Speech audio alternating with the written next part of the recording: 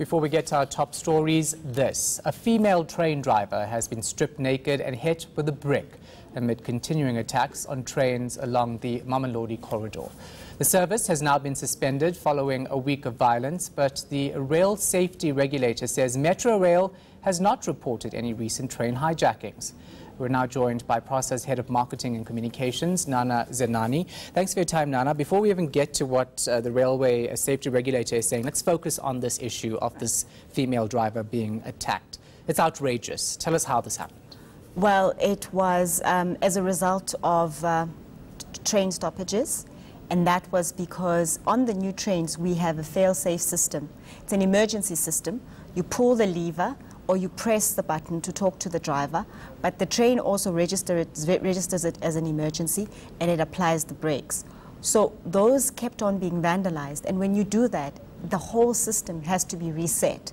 And so we were running behind schedule because the new trains were running, but they were being vandalized and they were being interrupted with. Unfortunately, as a result of that, I'm not sure how that escalates to a point where one of our drivers is attacked in such a grievous manner. So people were unhappy that there were delays and they attack a train driver. How do they even gain access to a train driver? This is the mystery of them all, but fortunately on board the new trains we do have CCTV cameras. But what we'd like to point out is that this is not the first incident. We've seen this on the Cape Town lines as well, where we've had our drivers robbed, in Durban as well, where we've had our drivers robbed and stabbed. And here's the thing. We have continuously said as Prasa, we've never shied away from the fact that our trains are not perfect. This is why the line between Pretoria and Pinasport is actually running the new trains. This is the first step. But out of the 20 that we've brought into the country and the 18 that are running, 6 have already been decommissioned because of the scale and magnitude of the vandalism. These are the new trains. So where do we go from here if the new trains we're introducing on a new line are being vandalized to a point where we can't operate them?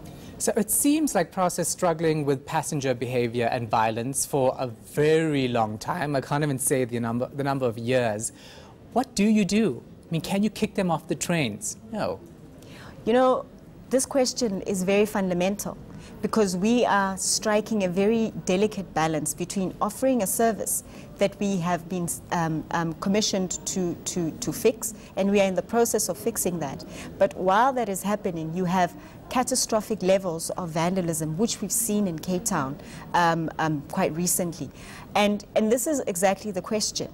Do we put the lives and the safety and security of some very good law-abiding commuters and our system at risk, or do we shut it down and go to the communities and say, look, we're trying to run the service. We're not a profit-making organization. We don't have amounts of cash that are lying around to allow us to get the trains back and running again.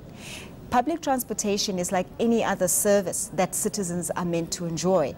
There has to be an understanding of respect when that is done. So we cannot throw in a number of or more security guards. If a train has 2,600 people, which is what we had on Tuesday, and they decide that there would be a mob psychology against our staff, there really is nothing that we can do.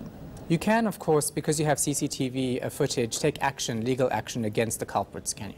That, of course, is correct. However, what we've noticed as well is in some of the other crimes that we've seen on vandalism and on the theft of cables and steel, we've caught some people who are now taking out the rail clips, the clips that actually anchor the rail tracks onto the ground. And when they are found by police, they're not charged with the crime. They're only charged for possession, which is a lesser crime. So again, even in the area of prosecution, we need help. We also need help in now starting to document the number of crimes that are committed, not just on rail, but against public transportation in general, because it is a reflection of some changes, I suppose, that are happening within the communities where we are operating. This for a female train driver, where is she now? What's happened to her? She's at home.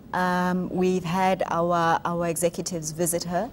But of course, she's not in a good space. And it's not just her.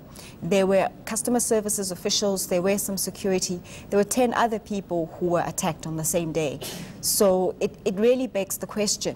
As Prasa, we have done what we can, And in fact, even for her to be rescued on that unfortunate situation, during that unfortunate situation, we had our task team who were the ones who came to her rescue.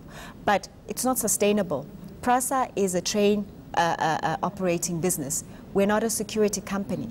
If we're asked to add security, it means we take from operations, which we've done in the Western Cape, to add an additional 88 security with ammunition that we pay for out of the same amount of money. Now, what's happened in about 3 weeks previous to today, the people were attacked. That company was attacked, and one of the security guards was shot in the shoulder and was in a critical but stable condition. Now, we have an added layer where now they're coming in for the ammunition and the armed guards. So we are really, we've hit our limit, as Untu had actually raised early this week.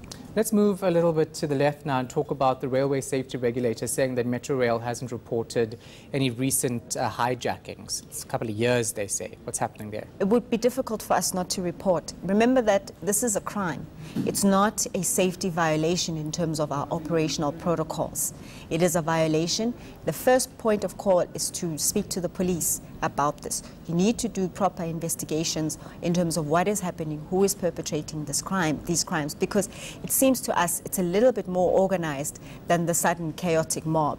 And so if there is an issue, respectfully, because the Rail Safety Regulator is actually our regulator, and we know we report to them, we would really like to engage on that. And if we haven't done so, take responsibility for that.